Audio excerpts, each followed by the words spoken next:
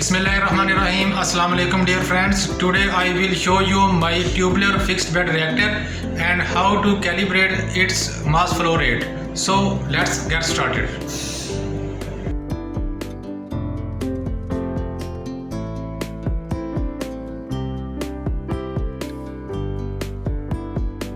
जी तो दोस्तों ये हमारा रिएक्टर सेटअप है in our lab. First of all I will show you this fixed bed tubular reactor and then in the second part of this video I will tell you about calibration, what is calibration and why you need calibration and how you can calibrate mass flow rate of this fixed bed tubular reactor. तो सबसे पहले मैं इसको open करता हूँ. ये आप लोगों को जो स्क्रीन दिखाई दे रही है इसको प्रोसेस सिस्टम स्क्रीन कहते हैं. इसके साथ साथ आप एक सॉफ्टवेयर भी यूज़ कर सकते हैं, लेकिन मैं अभी आप लोगों को इस स्क्रीन की मदद से ऑपरेशन करके दिखाऊंगा. सबसे पहले I will open the door of this reactor. तो ये डोर ओपन हो गया. तो ये जो सेंटर में आप लोगों को दिखाई दे रही है ये स्पेस, इसको हॉट बॉक्स कहते हैं. Everything is inside this hot box. ये जो फ़ैन है इसकी मदद से इस हॉट बॉक्स का टेम्परेचर कंट्रोल होता है. और ये जो फर्नेस है के अंदर यहाँ पर एक ट्यूब होती है जिसको हम ट्यूबुलर रिएक्टर कहते हैं. उसको फिक्स्ड बेड क्यों कहते हैं और ये दिखने में कैसी होती है ये अभी मैं आप लोगों को इस वीडियो के अंदर दिखाता हूँ. सबसे पहले आप थोड़ी स्पेसिफिकेशन देख लें कि जो रिएक्टेंट्स हैं जो गैसेस फॉर्म में यहाँ पे सिलेंडर्स हैं, इन पाइपलाइन से होते हुए ये वाल्व हैं, इनको हम ओपन करते हैं. इनको कंट्रोल करने के लिए यहाँ पर पीछे मास फ्लो कंट्रोलर लगे होते हैं. ओके, तो ये रिएक्टेंट जब ओपन होते हैं तो ये यहाँ से होते हुए ये जो लाइन है इधर से लाइन होकर ये अपर साइड जो रिएक्टर के अपर साइड से ये इन होते हैं. और यहाँ दरमियान में इस जगह पे सेंटर पे रिएक्टर है और रिएक्टर के अंदर आप कैटलिस्ट अपना लोड करते हैं. तो मैं अभी आप को रिएक्टर दिखाता हूं. तो जो प्रोडक्ट्स हैं वो इधर से at the bottom of this reactor products यहां से होते हुए ये outside of this reactor setup के यहाँ से आउट होते हैं. अगर तो आप प्रोडक्ट्स को यहाँ पर करना चाहते हो, सेव करना चाहते हो, तो आप इसकी मदद से यहाँ पर कोई सेटअप लगा सकते हो. नहीं तो ये डायरेक्ट ये प्रोडक्ट्स जो हैं गैसेस फॉर्म में ये जीसी में जा सकते हैं, gas chromatography. This is an equipment that is used to evaluate the products in the gases form. तो जीसी यूज़ कर सकते हैं, GCMS यूज़ कर सकते हैं. तो अभी मैं आप लोगों को रिएक्टर दिखाता हूँ. जो आप लोगों को ट्यूब दिखाई दे रही है ये ट्यूबुलर रिएक्टर है. इसको मैं अभी आप लोगों को दिखाऊंगा. ये डिफरेंट मटेरियल की बनी होती है. अगर आपने एटमॉस्फेरिक प्रेशर पर अपना रिएक्शन लगाना है तो ये वाली जो क्वार्ट्ज की है ये यूज़ की जा सकती है. अगर हाई प्रेशर पर रिएक्शन है तो उसके लिए फिर डिफरेंट मटेरियल होता है. तो ये एक ट्रांसपेरेंट ट्यूब है. इसके अंदर ये जो आप लोगों को दिखाई दे रही है ये देखें, आई होप कि आपको दिखाई दे रही होगी. ये यहाँ पर डायमीटर थोड़ा सा कम होता है, ठीक, बेंड थोड़ा सा डायमीटर कम. इस जगह पर आप एक वूल रखते हैं पहले और उसके ऊपर कैटलिस्ट डालते हैं, इसलिए इसको फिक्स्ड बेड रिएक्टर कहते हैं क्योंकि ये फिक्स्ड है. ओके, और ये जो ऊपर वाला जो ज़्यादा ये जो लेंथ है इसको हम कहते हैं pre heating zone.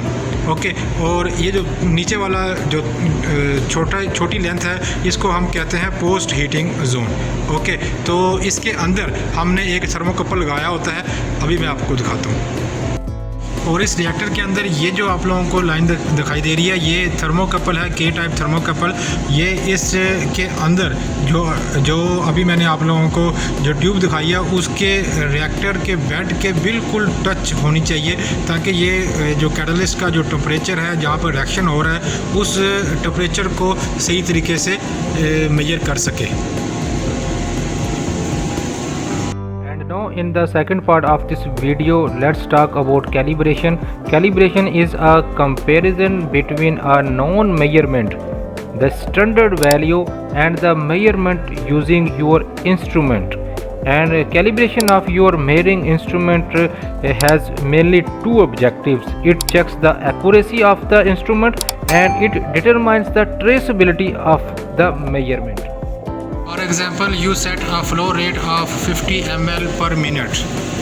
Of your reactants. तो ये रिएक्टेंट्स गैसेस यहाँ से सिलेंडर से होते हुए यहाँ पर आप अपना जो बाईपास वाल्व ऑन करके कैटलिस्ट में जाने की बजाय आउटपुट पर आया ये 50 ही आ रहा है, या यहाँ पर कोई डिफरेंस है, कोई एरर है, कोई लीकेज है, या मास कंट्रोलर में कोई मसला आ गया। तो ये जो सेट पॉइंट और एक्चुअल पॉइंट में जो डिफरेंस है इसको कैलिब्रेशन कहते हैं। तो इसके लिए आपने करना क्या है कि ये आउटलेट पर आपने एक बबल फ्लो मीटर लगाना है।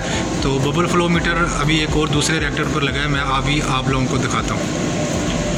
There are different types of bubble flow meter of different volume. You can use. Here you can see a bubble flow meter attached to the outlet of this another reactor in our lab.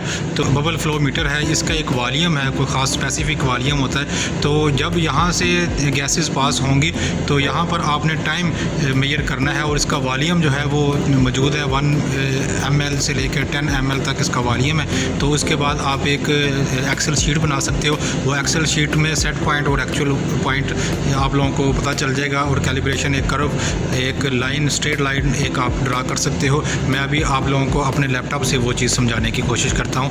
So laptop की screen पर चलते हैं। जी, तो दोस्तों आप लोगों को मेरे लैपटॉप की स्क्रीन दिखाई दे रही है।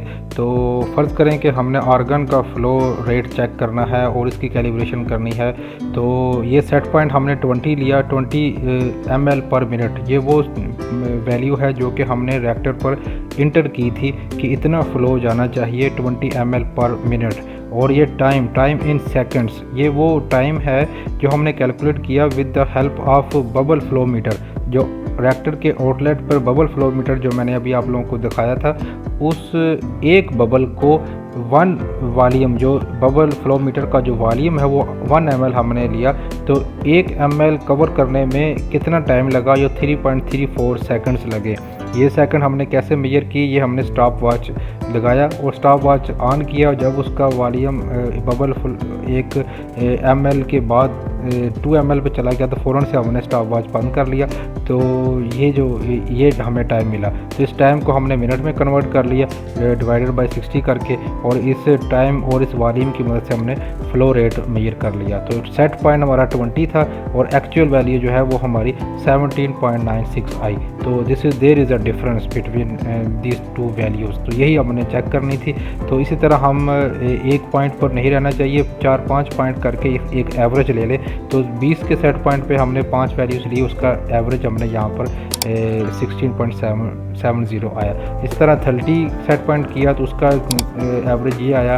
इस तरह हमने 5-6 वैल्यूज़ का सेट पॉइंट का एवरेज हमने कैलकुलेट किया, और इन सेट पॉइंट और एक्चुअल वैल्यू को दोनों को हमने लेकर एक ग्राफ बनाना है, और उसको हम कहते हैं कैलिब्रेशन ग्राफ या कैलिब्रेशन कर्व कहते हैं। ये स्ट्रेट लाइन होनी चाहिए और आर स्क्वायर की वैल्यू ऑलमोस्ट 0.9 से तक हो, 9 से ऊपर हो तो फिर हम ये कैलिब्रेशन एक्सेप्टेबल है। ये कैसे करना है? सेट पॉइंट को एक्सेस पे रखें और एक्चुअल वैल्यू जो आई है, जो हमने खुद कैलकुलेट की है, उसको वाई पे रखें। तो हम ऐसे इन दोनों को सिलेक्ट करके इंसर्ट पे जाएं।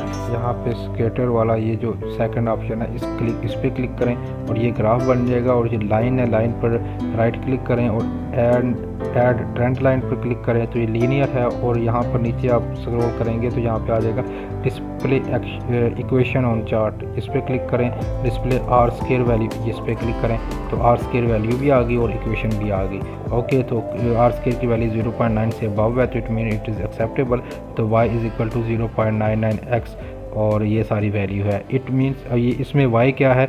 y हमारा जो है एक्चुअल वैल्यू है और सेट पॉइंट क्या है? ये हमारा x है। तो आज के लिए बस इतना ही। आई होप यू के this video is very much helpful for you. मेरे चैनल को सब्सक्राइब करना ना भूलिएगा। Thank you very much.